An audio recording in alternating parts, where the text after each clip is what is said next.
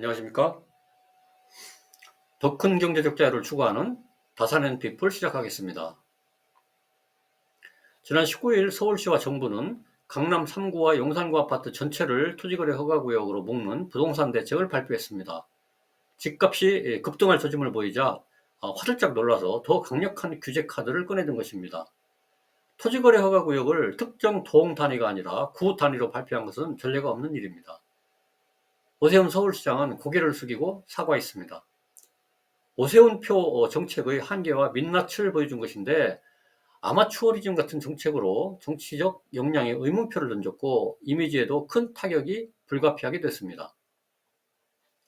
금년 들어 강남권뿐만 아니라 용산, 마포, 송동, 양천, 강동구를 포함해서 전통적으로 집값 약세 지역으로 분류되던 노도강 지역에서도 오름세가 확산되자 서둘러서 불을 끄기 위해 토지거래 허가구역 해제를 받고 다시 묶는 정책을 들이민 것으로 보입니다.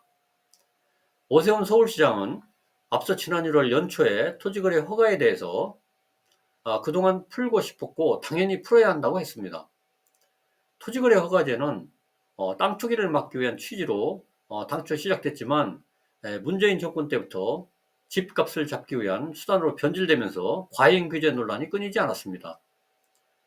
서울시는 강남구 송파구 일대 아파트 단지 291곳에 대한 토지거래 허가구역 지정을 2월 12일 전격적으로 해제한 바가 있었습니다. 토지거래 허가구역 지정 번복은 단지 서울시장만 감당할 비난은 아닙니다. 작년 말부터 신고가가 속출하는 등 시장이 꿈틀대는 조짐은 있었지만 정부의 강력한 대출 규제와 겨울철 비수기로 잠시 눌려 있었을 뿐이기 때문입니다. 학군지 이사철이 맞물린 시기에 토지거래 허가구역이 해제되면서 상승 트리거가 된 것입니다. 문제의 근원은 수요가 많은 서울의 공급절벽, 다주택자 규제에 따른 똘똘한 한채 선호 현상 등 복합적인 요인이 얽히고 섞인 것입니다.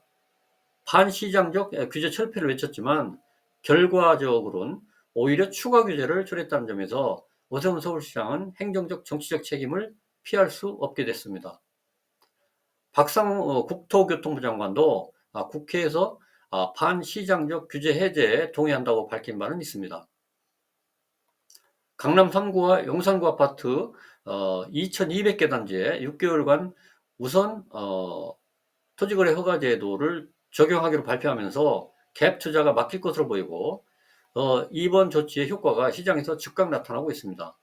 토지거래 허가구역 해제로 큰 수혜를 입었던 잠실, 삼성, 대치, 청담동 이 지역의 집주인들이 호가를 1억에서 3억 정도 낮추고 있다고 합니다.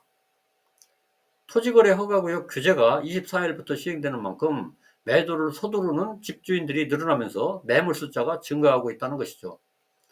부동산 업계에 따르면 송파구 잠실동 속칭 엘리트라고 하는 엘스 리센츠 트리지움에서는 전용 84평방미터 기준 호가를 30억에서 27억으로 하루 이틀 만에 3억 원 이상 낮춘 매물도 등장했다고 합니다.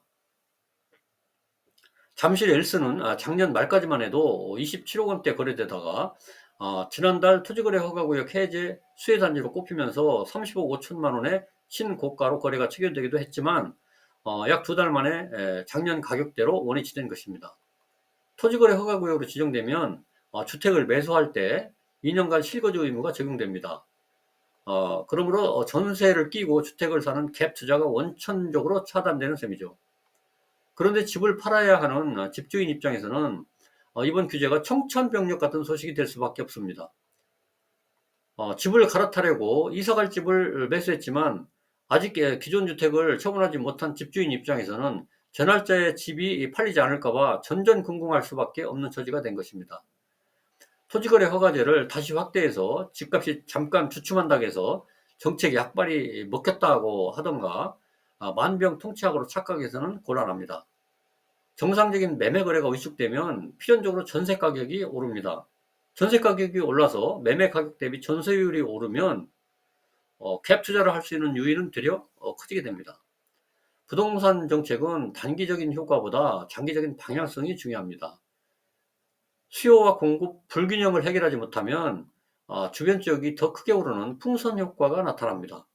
사람들이 살고 싶어하는 지역에 좋은 집을 짓는 공급 확대 방안을 서둘러서 마련해야 합니다. 시장 기능이 정상적으로 작동하도록 해야 합니다. 시장을 이기는 정책은 없습니다. 인간의 의식주에 대한 욕구를 인위적으로 강하게 억누를수록 반작용이 생기고 부작용도 필연적으로 표출됩니다. 탄핵 국면에서 조기 대선을 꿈꾸는 듯한 행보를 보이며 자서전을 출간하는 등 분주하게 움직이던 오세훈 시장이 과거 무상급식 찬반 투표에 이어 또 한 번 정책 조급증을 보이면서 신뢰성에 큰 오점을 남겼습니다. 이상으로 다사는 비플 마치겠습니다. 감사합니다.